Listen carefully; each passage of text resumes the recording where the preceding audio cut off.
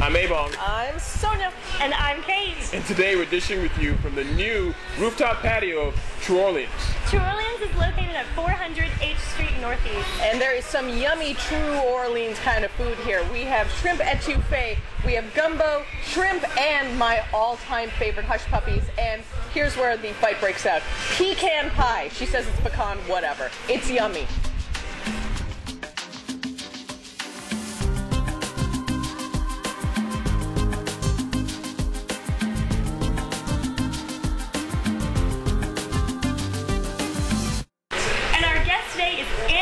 She's with Pretty People Vintage, and she's also just the vintage guru in town and probably in the region.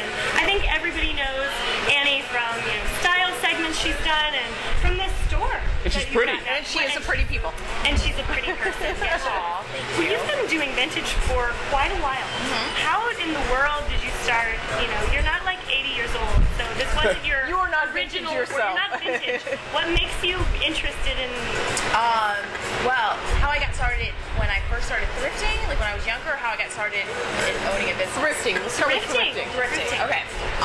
Well, I'm Vietnamese, and we came to this country in 1975. We were refugees from Vietnam, the Vietnam War, and we were poor. So growing up, we didn't have a lot of money, so we naturally shopped at thrift stores.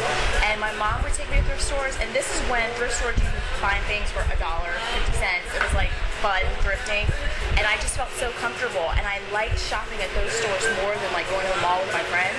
So I just liked the cool things. Back then in the 70s, 50s clothing were found in the vintage stores, whereas like now you can find 90s clothing. It's about 20 years back. So I just started collecting the 50s. Is 90s vintage? Would you consider 90s vintage? If it's good, I mean, there's some bad 90s, but yeah. Bad 80s. All right, we'll come back to that. Okay. I have all kinds of vintage questions, but okay, so you love shopping, so that was just a natural business for you to get into. Right, exactly. And then when I started, when I was college age and I would go out to bars, there were no vintage stores back then. So I always had to go to Miami or go up to New York or just travel outside of DC. So I thought, you know what, we need to open a really good vintage store that was my taste and my price range. And then we started on eBay, and then I just, started parlaying that, and then we did the Georgetown Flea Market, and that was really great because I got a lot of feedback of what people liked and what price range, and then it just kind of grew from there. That's a good point, because back in the day, you only could go to Goodwill and other type of thrift stores, and you'd find a mixture of smelly mothball clothing, as well as some of the higher end occasionally. Dead people clothing.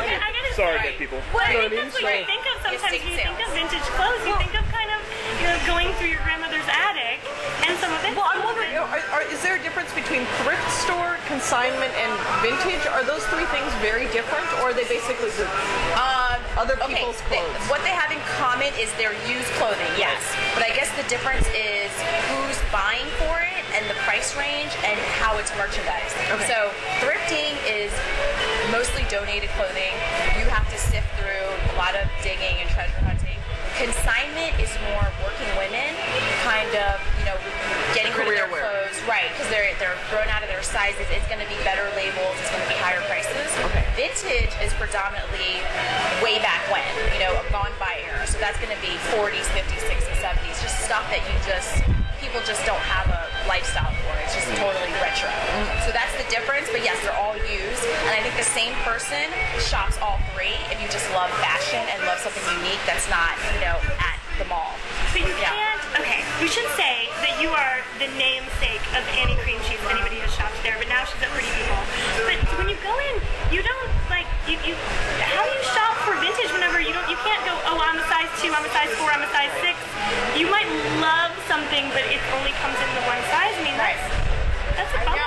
You know what, you have to have an open mind, and I always tell people, you have to try on things that may be too big, and then if it's too small, you have to look inside the garment and see if you can let it out. I mean, I think finding a really good tailor or seamstress and having them, create that relationship with them, you can really customize your own wardrobe, because you could find a great dress that's a size 8, and if yours is a size 2, she can take it in, and then she can make it a size 2. Okay, so you're saying you don't shop with the intention of buying something that's going to fit you off the rack when you're shopping. Right. You have to have an open mind. But I think women still have that problem, and they want it to fit right away because they don't have the time, or they're impatient. Right, they want that immediate gratification, Yeah. so I understand that too. But I think that it does wonders if you do invest in it. Actually, I agree with that. I've done that myself when I went to Annie Cream Cheese. I bought that wonderful leather jacket from the 70s. I bought that and I bought a belt buckle. But with the leather jacket, it was a size a little too small, sleeve-wise, and I had to have somebody let it out, and there was room for that. Oh, cool. Yeah, and I paid $50 for that jacket, and I mean, it's phenomenal. Every time I wear it, people are just like, I love the jacket. Right. Like a shaft. Yeah. So, I mean, it's great. So, I mean, And that's don't a you good point. see how when you wear vintage, people always give you more compliments?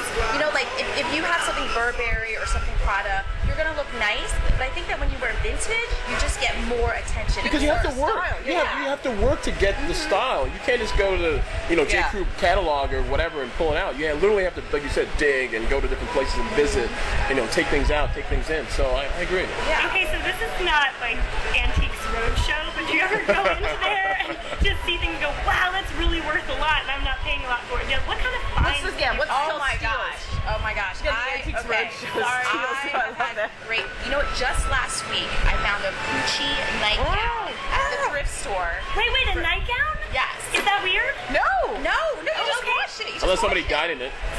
But Whatever. It's irrelevant. I mean, in the sense of Right. I'm joking. Okay, so No, but it's $3.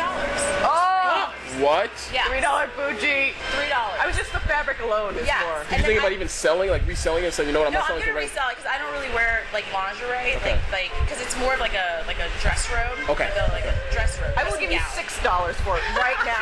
I will buy it now. Double your money. Put it on eBay. I will take it from you now. So in your store, is it things, I mean, you just said you wouldn't wear it, but so are you going around trying to find things that are your style or that you just think would sell well or that are just great deals, or what can we find in Both. Pretty People? It's going to be well curated stuff. So it's going to be select edited pieces, and it's going to be the kind of vintage that you can work into your modern wardrobe. So it's not going to be crazy bell bottoms or neon costume. colors. This is not a costume shop. Yeah. No, it's not. It's going to be cute dresses that have a little bit of like my dress, like pattern, style, 70s. What I do is I also alter a lot of my dresses. So a lot of 70s dresses they come in 4-length, so that we kind of chop them up and then. So this make is them a obviously little bit vintage more, that you're wearing. yes, Okay. but I've shortened it to Okay. make it more modern. So that's what you're gonna find at Pretty People is statement pieces and then cute wearable vintage. Wearable. And not just clothing, but also accessories and nightgowns and swimsuits and brooches And sunglasses and handbags and Everything you need to be a pretty person. That's exactly. right. It sounds like you got it all. Thank you so much for telling us about this. I know that vintage is kind of one of those things that keeps coming back, and everybody's really into it right Things now. we all want to do but don't really know how. Right. Exactly. Thank you, Annie. And as always, thank you for being with us.